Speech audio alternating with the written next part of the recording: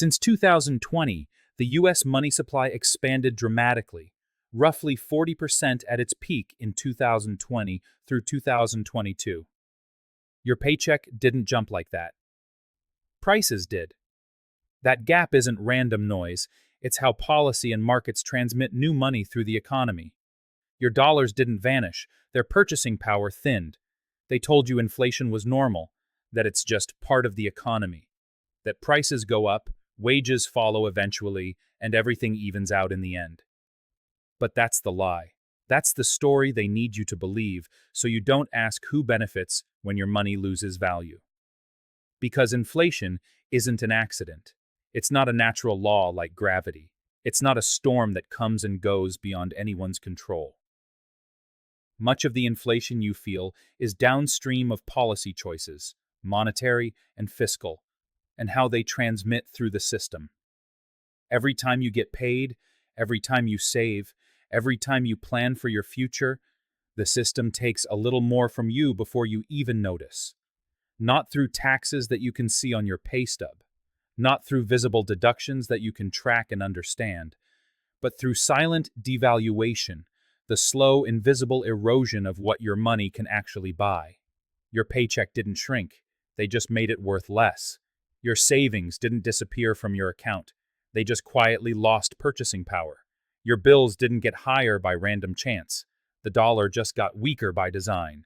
And that's not a glitch, that's not a mistake. That's the system working exactly as it was designed to work. Before we go deeper, drop your state in the comments. How much has your rent gone up in the last year? How much more are you paying for groceries, gas, utilities, insurance than you were in 2020? Give me real numbers, because what you're feeling, that constant financial pressure, that exhaustion, that persistent question of where did all the money go, isn't bad budgeting. It's not personal failure. It's not because you're irresponsible or don't know how to manage money. It's the system functioning exactly as designed. This is educational content, not financial, economic, or investment advice. Inflation rates, wage trends, and economic conditions vary by state, sector, and individual circumstance. Always verify data and consult appropriate professionals before making financial decisions. You'll hear that a little inflation is healthy, that it keeps the economy moving, that it encourages spending instead of hoarding, that it's good for growth and employment and prosperity. But think carefully about what that actually means. Think about the implications of that statement. They're telling you that the economy only works if your money constantly loses value, that the system only functions if what you earn today buys less tomorrow, that prosperity depends on your savings slowly dying. That's not health. That's not stability. That's dependency. That's a system designed to keep you on a treadmill where stopping means falling behind. In practice, many of the price pressures you feel flow from policy choices, how much money and credit is created, how quickly, and who receives it first, plus supply shocks and other factors. That mix quietly shifts purchasing power from late receivers of new money, typically wage earners and savers, to early receivers like banks, large borrowers, and asset owners. A little inflation, the 2% target the Federal Reserve talks about, means that every year what you earn buys a little less.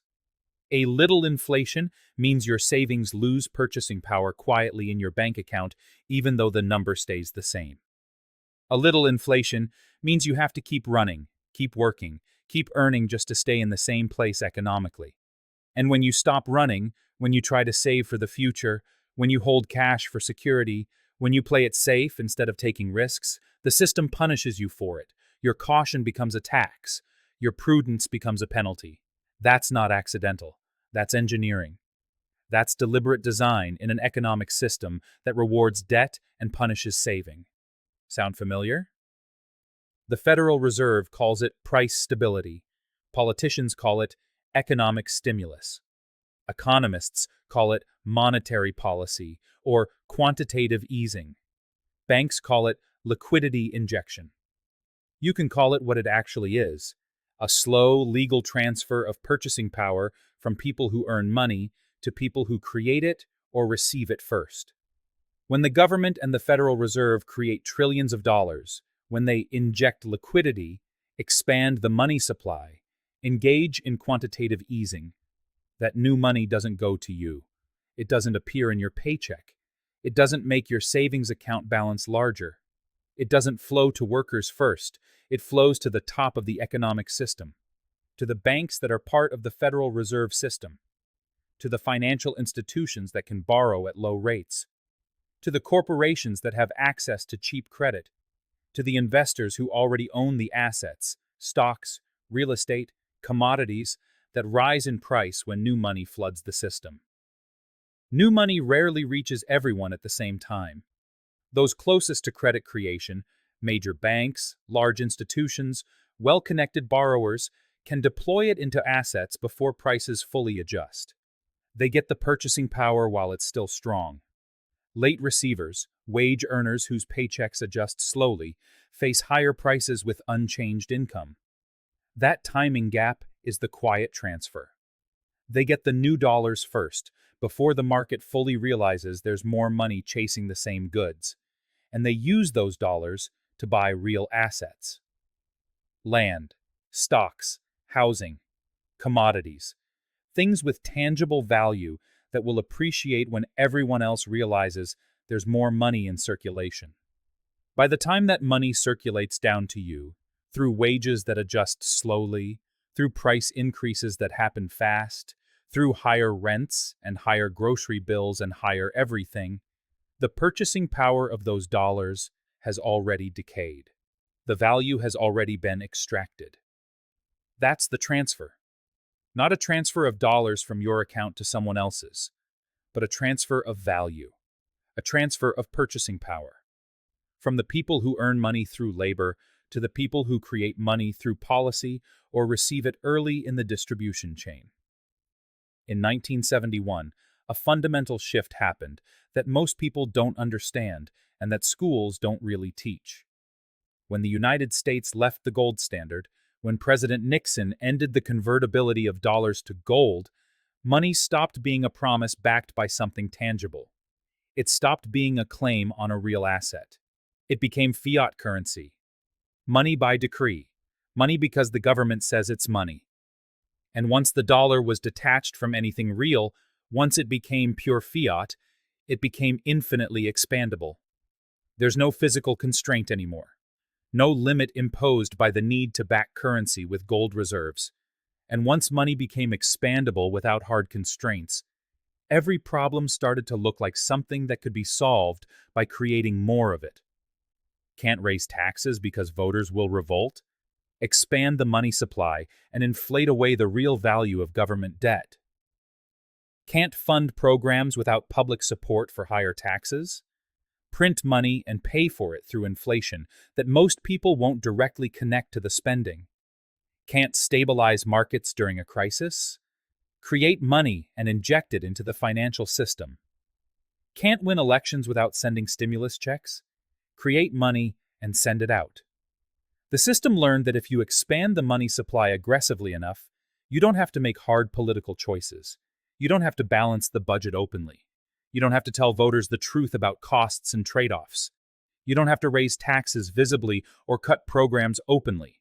You just shift the cost forward in time. Onto the people who hold currency rather than assets.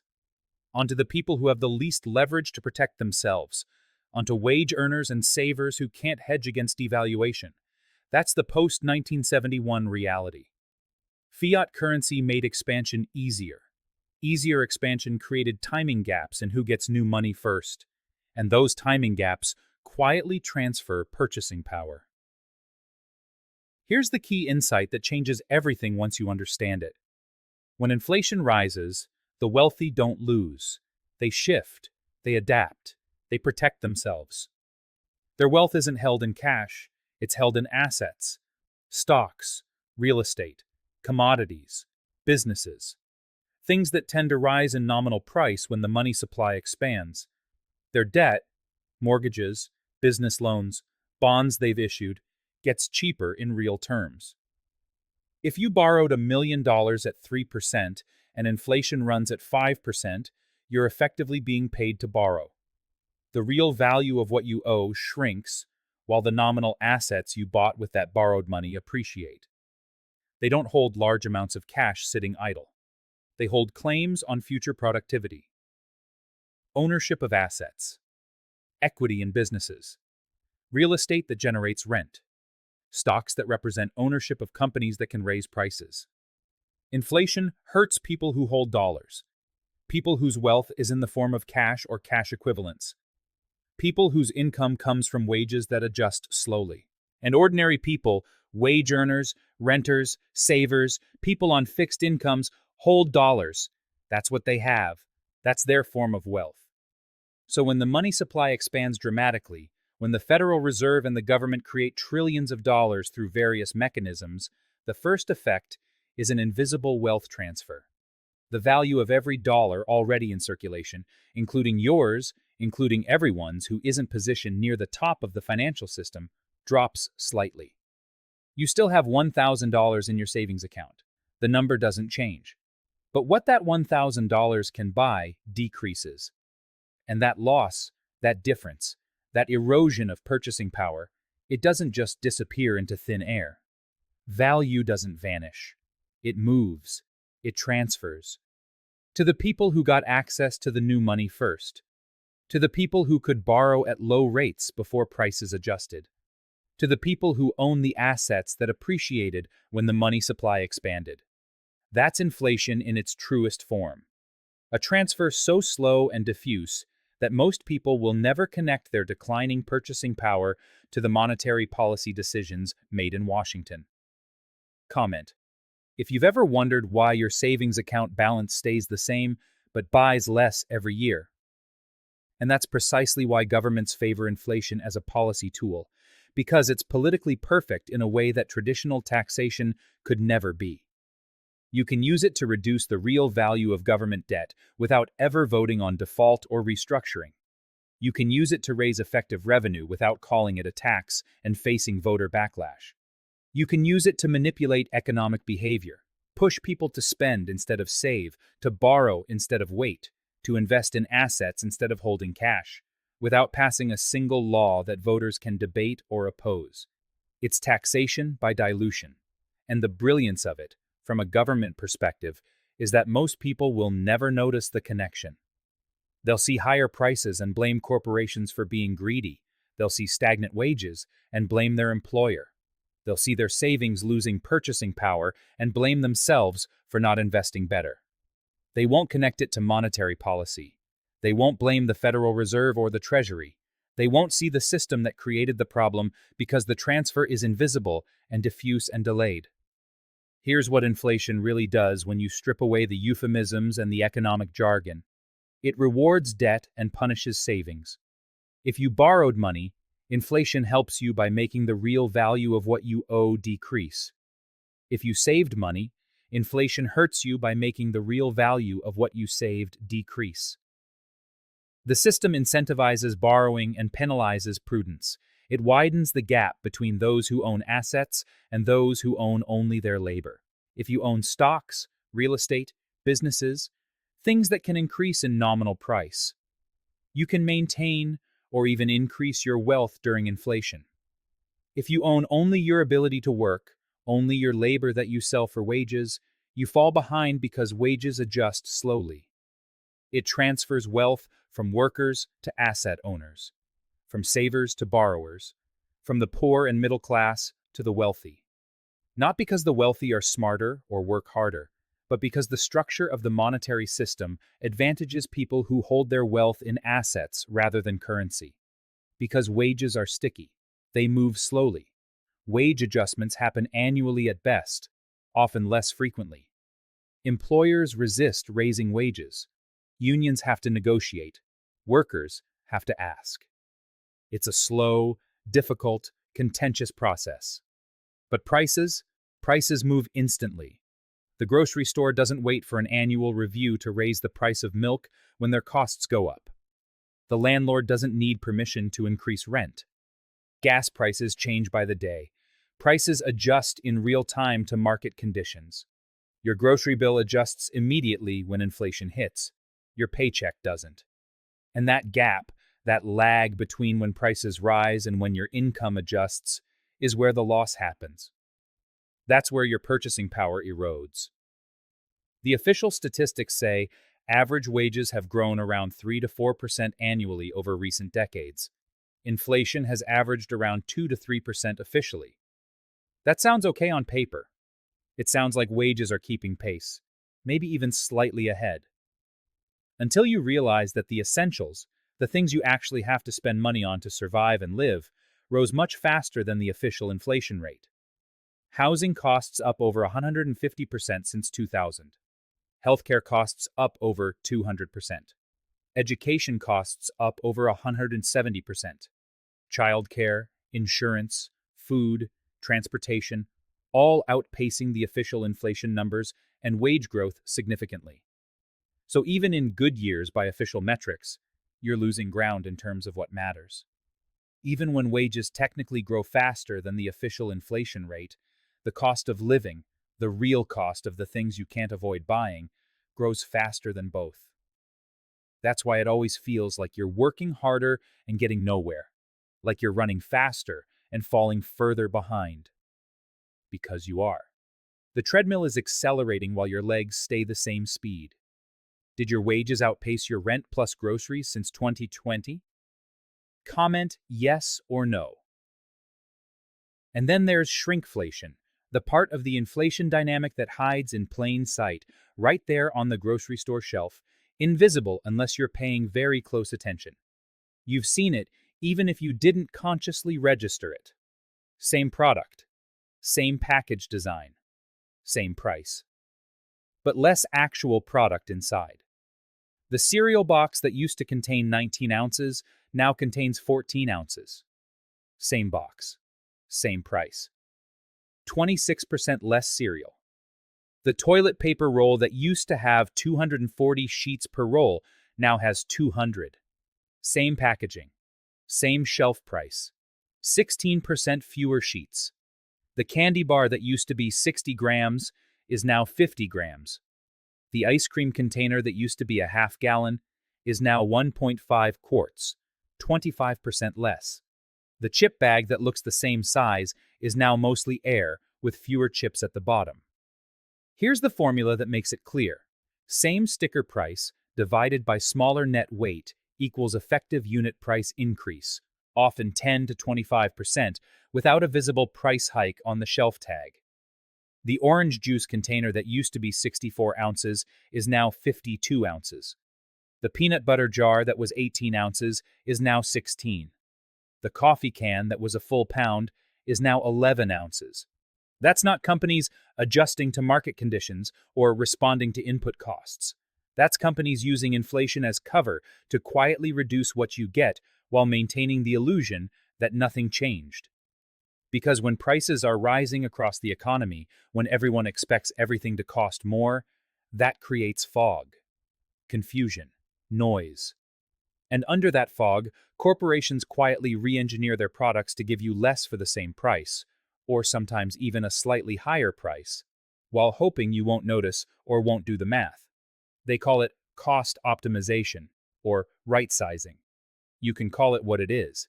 Paying more per unit for less total product.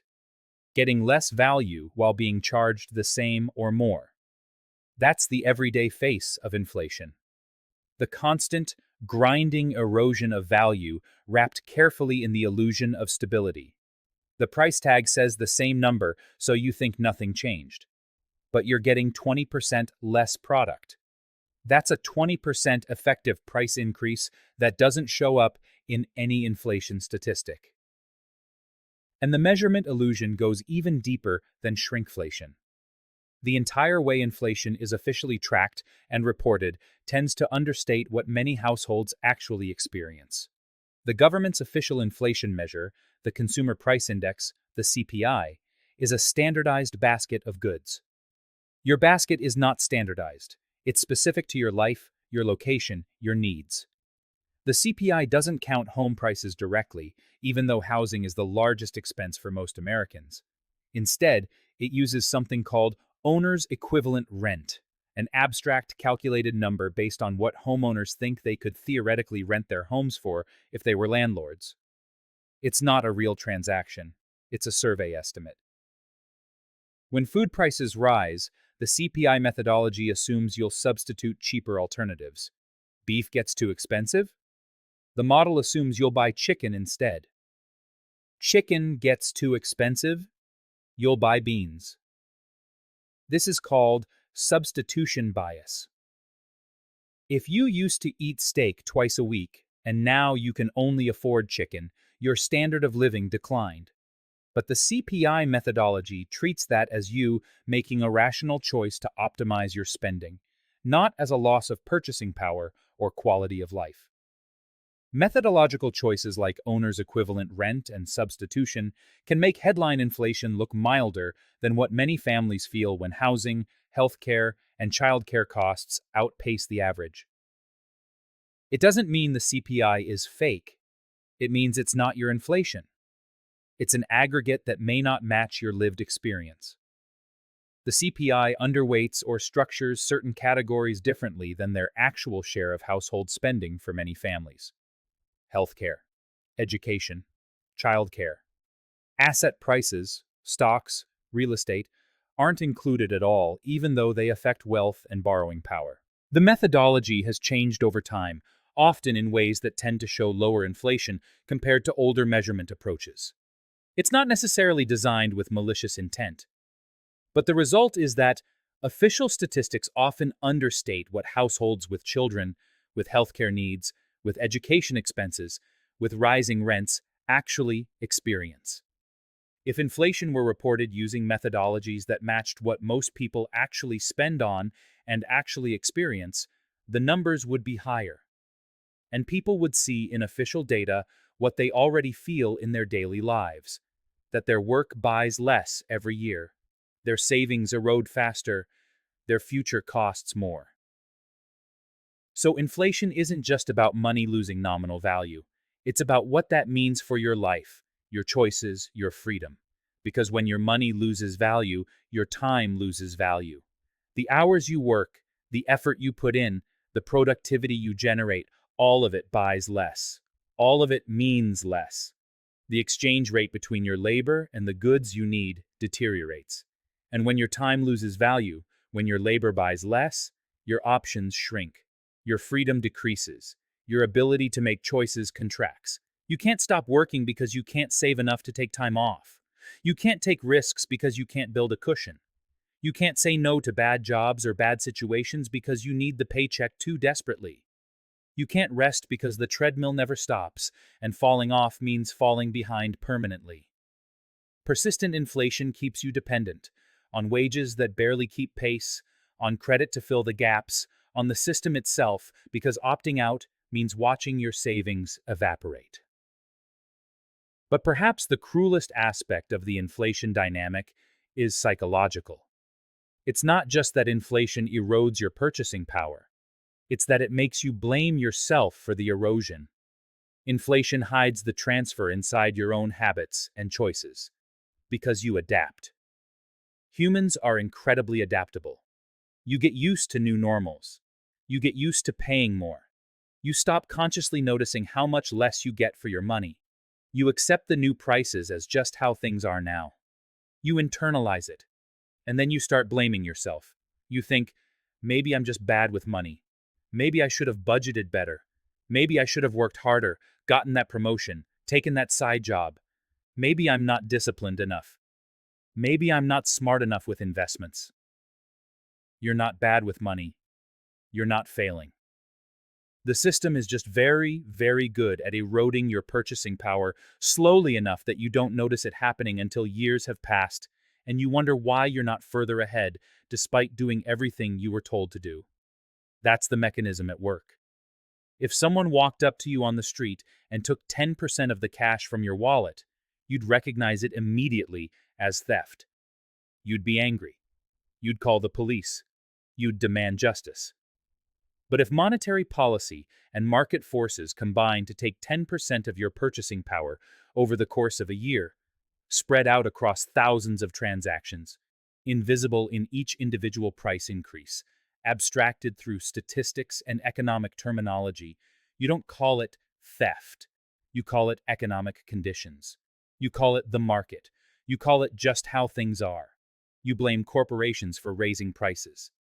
You blame your employer for not raising wages fast enough. You blame yourself for not being better with money. You don't trace it back to the monetary expansion that created more dollars chasing the same goods.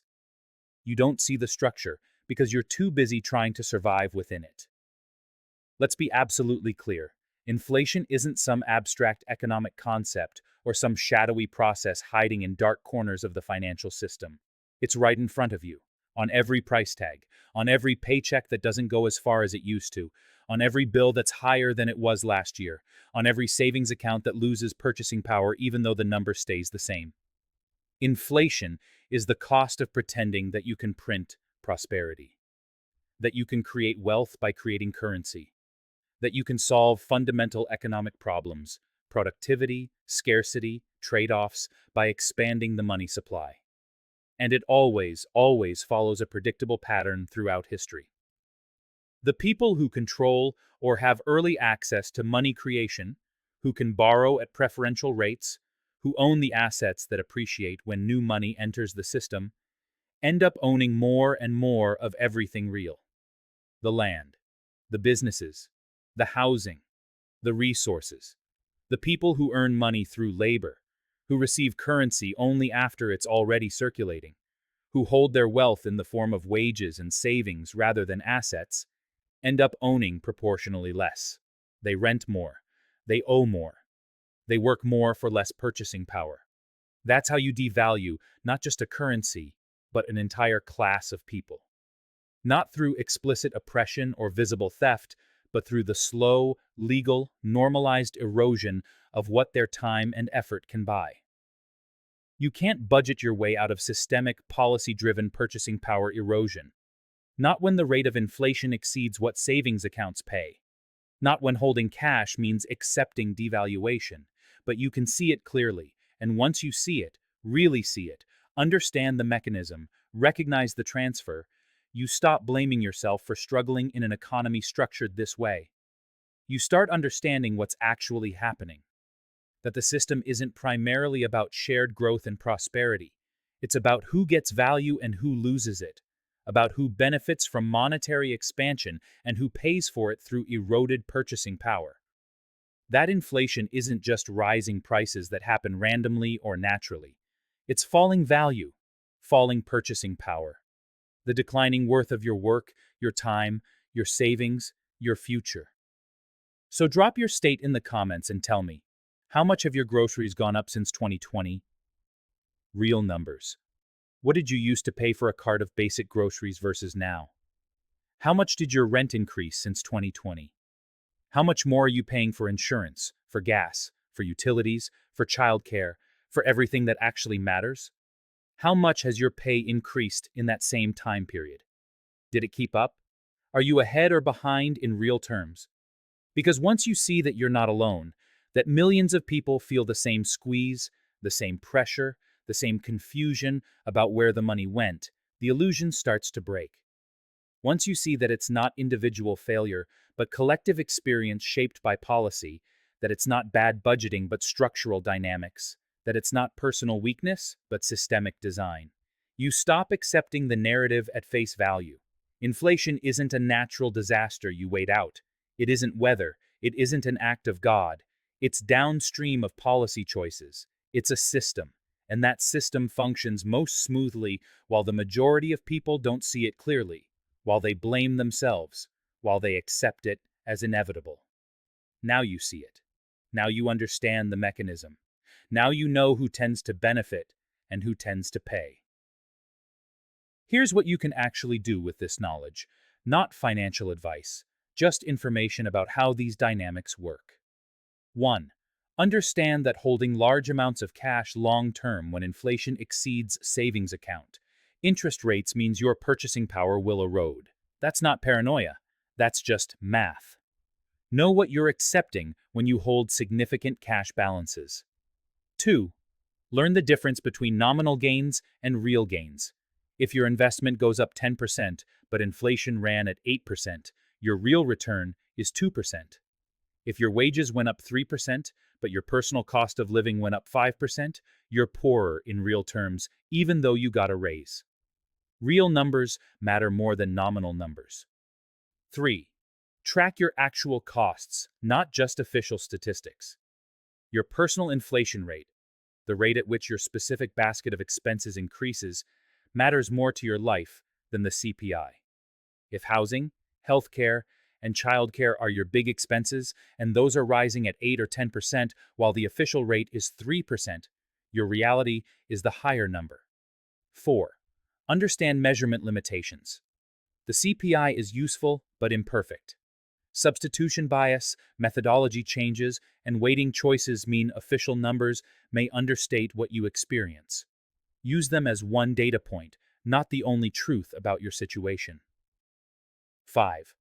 Recognize that a little inflation is necessary is a policy choice, an economic philosophy, not an immutable law of nature.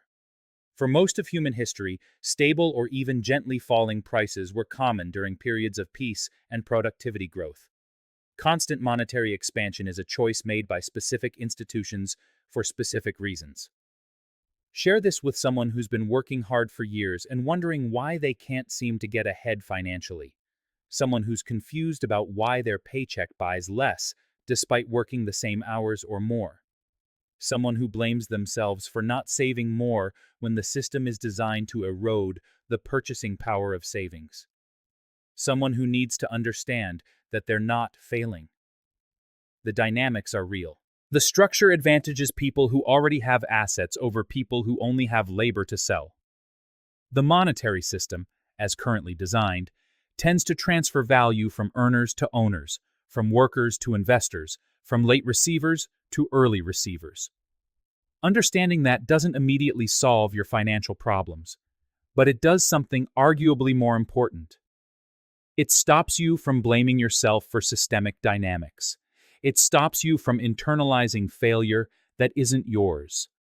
It helps you see clearly what you're actually navigating, and seeing clearly is the first step to making better decisions, to understanding what you're actually up against, to recognizing that working harder within a system designed this way won't change the fundamental dynamics.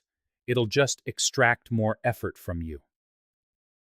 The inflation dynamic is real. It's powerful. It's been intensifying since the abandonment of hard monetary constraints in 1971, but it only functions smoothly as long as people don't see it, as long as they blame themselves instead of understanding the structure, as long as they accept the narrative that this is natural and necessary and beyond anyone's control.